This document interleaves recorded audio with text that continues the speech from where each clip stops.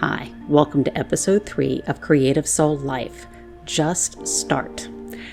If you listened last week, I hope you took some time to look into your life and look at some of the things you were doing that you're already being creative in. And I hope some of it kind of surprised you.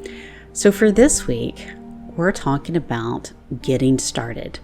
And this can be on anything you've been putting off, wanting to do, an idea you've had, and any sort of new thing you want to try. Obviously for me, I'm kind of referencing what I'm doing now. This is both a YouTube and a podcast. So if you're on one, you can listen or you can watch either way. But I've had the idea for this podcast since just after the start of the new year. And I got all fired up. I've got like 30 different episode ideas. And then my husband and I decided that we were going to move. So, of course, my art studio got packed up. My recording equipment got packed up accidentally. I meant to leave it out. And my sweet husband was packing up my studio, and I forgot to set it aside. So my microphone, everything, lights, it all got packed up. So I kind of stewed on this idea. I did a lot of notes, did a lot of writing, did a lot of thinking. And then we got into our new house, got everything unpacked. Of course, my microphone was in the second to last box for the studio, but found it. And then I still didn't get started on this. I dragged my feet. I waited. And I'm sure a lot of you have had ideas like this. Maybe you want to start a podcast or a YouTube channel. And something you've got all the ideas, you've got everything ready, and something's keeping you from starting. So what's keeping you from starting? I call these the problems or the enemies, truly. The first is perfection. You want everything perfect, especially before you throw yourself out there to something as public as like what I'm doing now. Is my setup perfect? My microphone. I had to wait till I had my good microphone, not just the little microphone or the one on the camera or anything. It had to be perfect. I had to know what I was going to say. The very first episode, I wrote a script and I thought it was very well written. And then when I sat there and read that script, it didn't feel right. I was sitting there reading and that was just odd.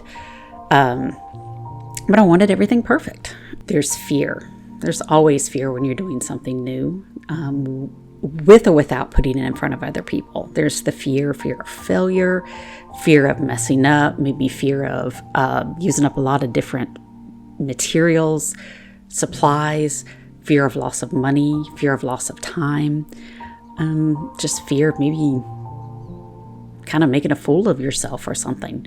But fear is always a huge, huge enemy of getting started with something. Also, there's that whole imposter syndrome. This has been a buzzword for the past few years. I think especially since so many things that we do now are public. It's on social media. You can just find anybody doing everything, whatever your career, hobby, whatever. Someone's out there doing it. And there are a lot of people doing it really, really well. There are some excellent podcasters, YouTubers, excellent people doing their art on the internet, doing their sewing, their singing, their music. They're musicians that are just going straight to internet streaming and skipping some of the labels and doing a phenomenal job. And there's that whole, okay, so someone else is doing it great. Who wants to hear from me? What is my story? What have I got to say? Who's going to listen to me? That's part of that imposter syndrome, that you're not good enough for it, for whatever it is, for whatever you're doing, whatever you're making. I don't have the skills to do this. I don't have enough education to do this. I'm not good enough. So if the 3 enemies of getting started are perfection, fear, and imposter syndrome, what are some of the solutions? How do we get past this? How can we get started? I find there are several solutions that help me get started with something. First and foremost is to break things down into small steps.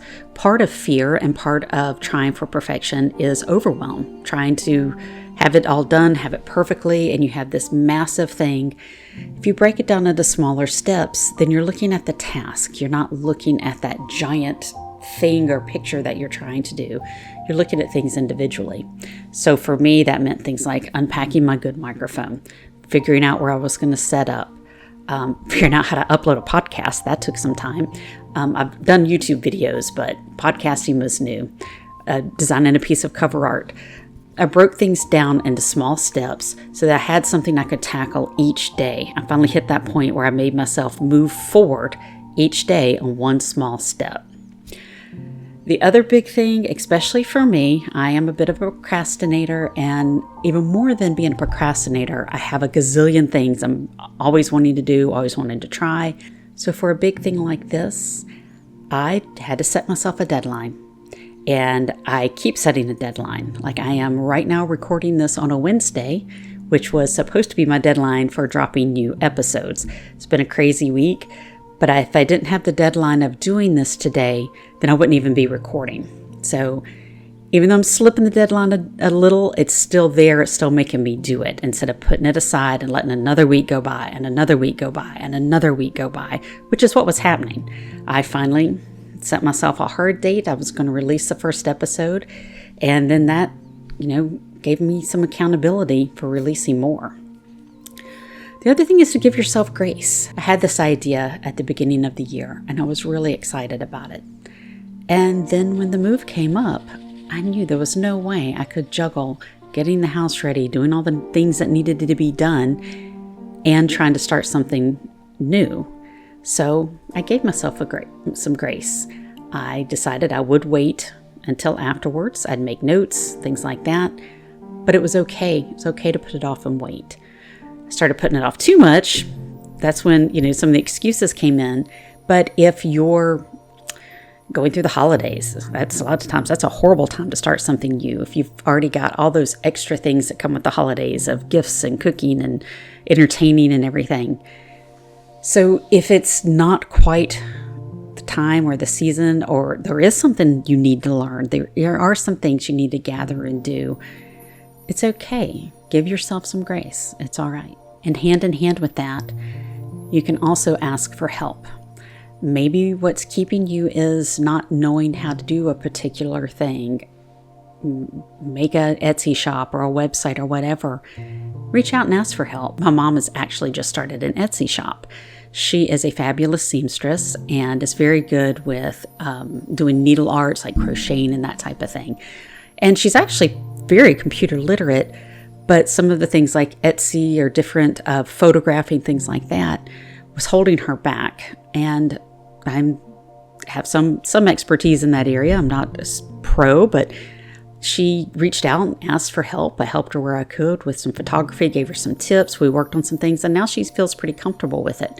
So sometimes, especially when it's a knowledge gap, reaching out and asking for help will help do that bridge, and it'll get you excited again, because oftentimes the person you're asking for help from gets excited for you. I was very excited for my mom and very encouraging, and I think that helped her get started a little bit quicker. So reaching out for help has a twofold purpose. You get that knowledge gap that you're missing, and you get a cheerleader most of the time. And even after you get started, asking for help is good. I actually have 3 different people that watch my episodes specifically with kind of a analytical mindset so they can give me feedback, and on both the YouTube and the podcast. And I didn't realize it, but I kind of picked people in 3 different generations. I've got a boomer, a Gen X, and a Zennial listening. I would have a millennial, but she's kind of busy doing her own thing right now. But eventually she'll chime in and help me out. But it gives a different perspective and points out things like watching the computer screen the first time too much. Not smiling enough. That's one that my husband actually pointed that out after watching the podcast. He's like, "You're so serious and intense."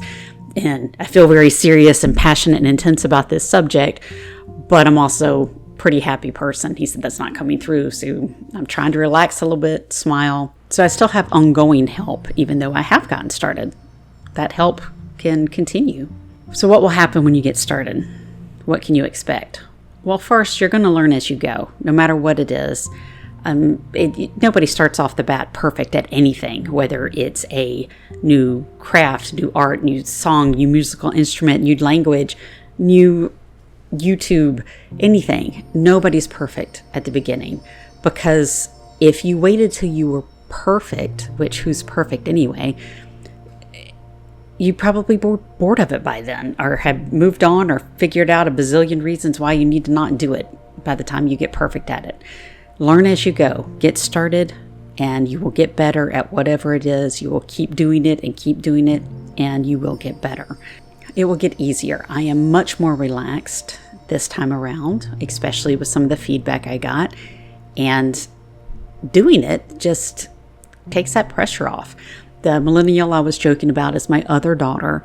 She actually has a very thriving TikTok channel, and she was very nervous the first few ones she put out, and she had reached out for help for me to kind of watch the videos and let her know on lighting and sound and different things. And she felt awkward at the beginning, and some of her earlier videos, I mean, they're good. She didn't feel great about them, but they were still good. But she kept doing it. She set herself some deadlines. She did those small steps. Now she's got 12,000 followers or something crazy like that. And she's only been doing it a few months. But she kept doing it. She got better. It got easier for her. She can crank those out a lot faster. I'm still struggling with the easier. It takes me time to do these edits and to get everything set up. I'm hoping easier comes pretty quick for me. The other thing, your fear will lessen. If that's one of the things holding you back, there is nothing like getting out there and doing it to get over that. Speaking of TikTok, all my cheesy stuff's over on TikTok. I have no idea what to do with TikTok. I can't blame age, because I follow some Gen Xers that are just fabulous and hilarious. But I just kind of mess around with it, and I've gotten less and less fearful every time I post something. And honestly, posting kind of goofy, cringy stuff over there makes me less fearful here when I feel like I at least know what I'm talking about a little bit more.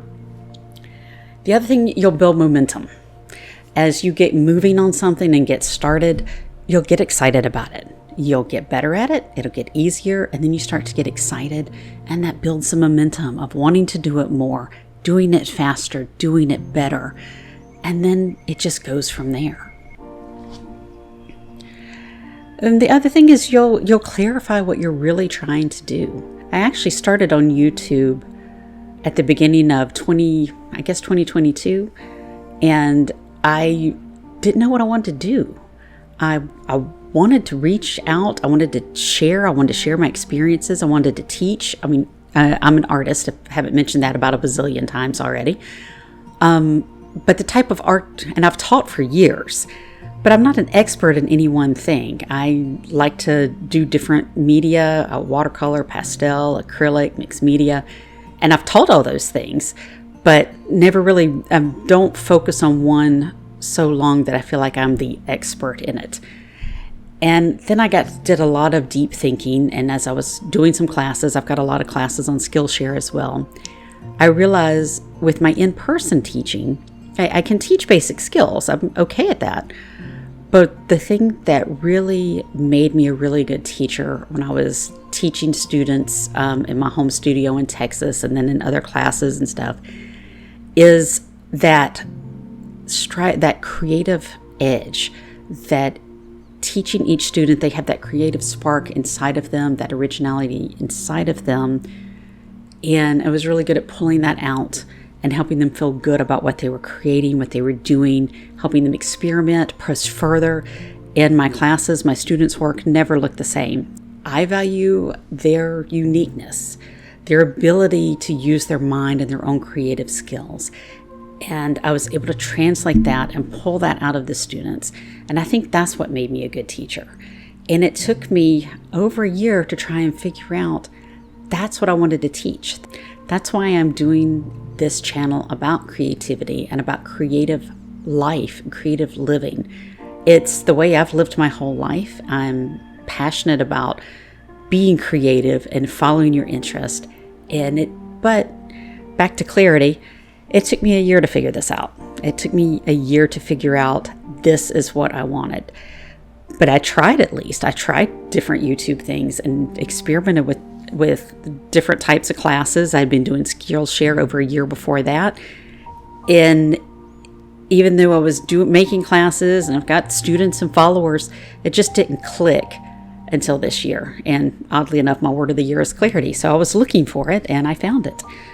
So getting out there, starting and doing, it will clarify what you're really wanting and what you're really trying to do, what you're trying to accomplish. And when you do start and you find all of this starting to work for you, don't forget to celebrate along the way. Celebrate each step. Every one of them is an accomplishment. I mean, if you listen to episode 1 and 2, thank you. I appreciate it. They're not stellar, but they're there. This is episode 3, and I cannot wait where I'm sitting here and I'm saying, this is episode 20, this is episode 40, this is episode 100. Every step's an accomplishment. I'm doing this. You can do it. You can do anything if you just start.